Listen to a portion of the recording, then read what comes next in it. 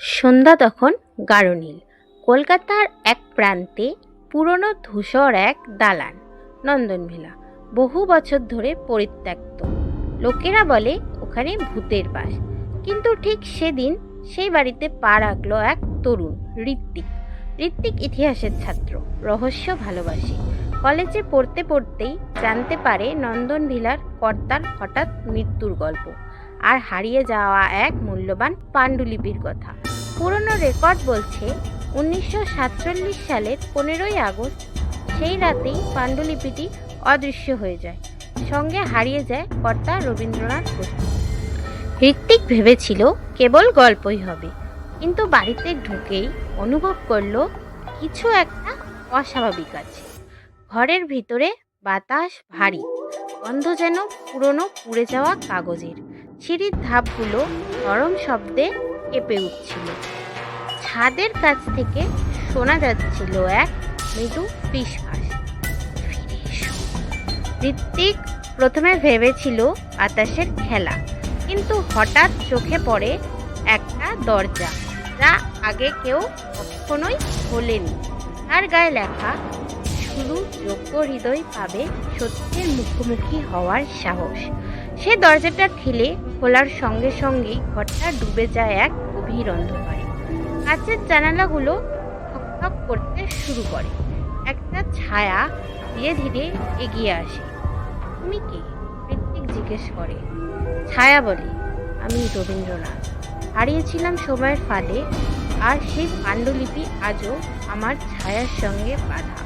একমাত্র সত্যের সন্ধানকারীর হাতে মুক্তি সম্ভব। ঋত্বিক থমকে যায়। ছায়া তার দিকে এগিয়ে দিয়ে যায় এক ছেঁড়া কাগজ। তাতে একটা ছায়ামূর্তি আঁকা, আর নিচে লেখা, সত্য কখনো হারায় না, লুকিয়ে থাকে ধৈর্যের অপেক্ষায়।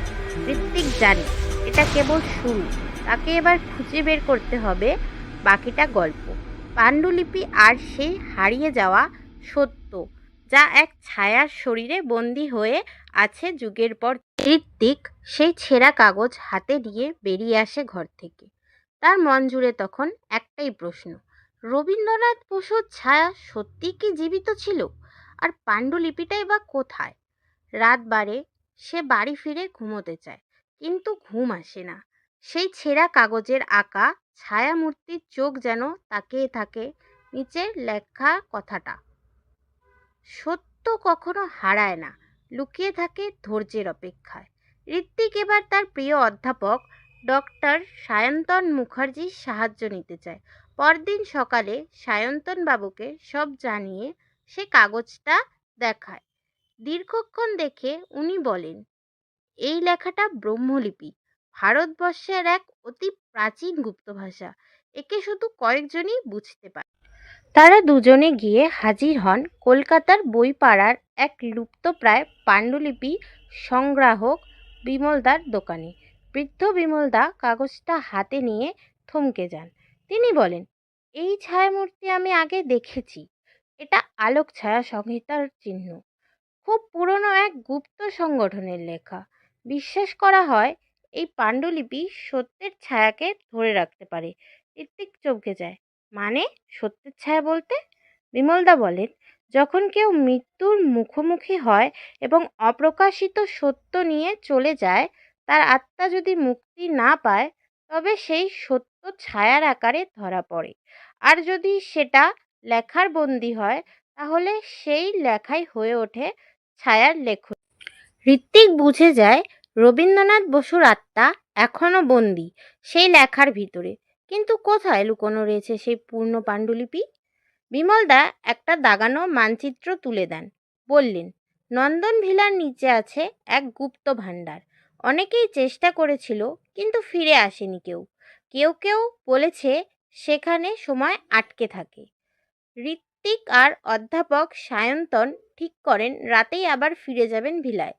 সেই রাতে ফানুসের আলো হাতে তারা নামে ভিলায়, গোপন সিঁড়ি বেয়ে। নিচে চুন সুরকি গায়ে ছড়ানো কাচ। ভাঙা মেঝের নিচে তারা পায় একটা ছায়াময় কক্ষ। ঘরের ভিতরে পাথরের বেদি, তার ওপরে একটা পুরনো খাতা।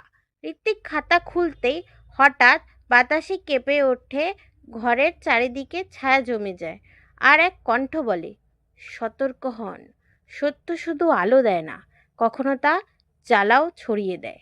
খাতার পাতায় দেখা যায় রক্ত দিয়ে লেখা কিছু অদ্ভুত বাক্য। ঋত্বিক থমকে যায়।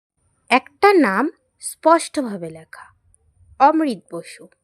কে অমৃত বসু? অধ্যাপক জিজ্ঞেস করেন। ঋত্বিক আস্তে বলে, রবীন্দ্রনাথ বসুর পুত্র, কিন্তু ইতিহাসে তো তার কোনো সন্তানের কথা লেখা নেই। তাহলে আসলে কে এই অমৃত বসু, আর কেনই বা তার নাম ইতিহাসের পাতা থেকে মুছে ফেলা হয়েছিল, আর কী বা হয়েছিল তার সাথে? জানতে হলে অপেক্ষা করুন পরবর্তী পর্বের জন্য।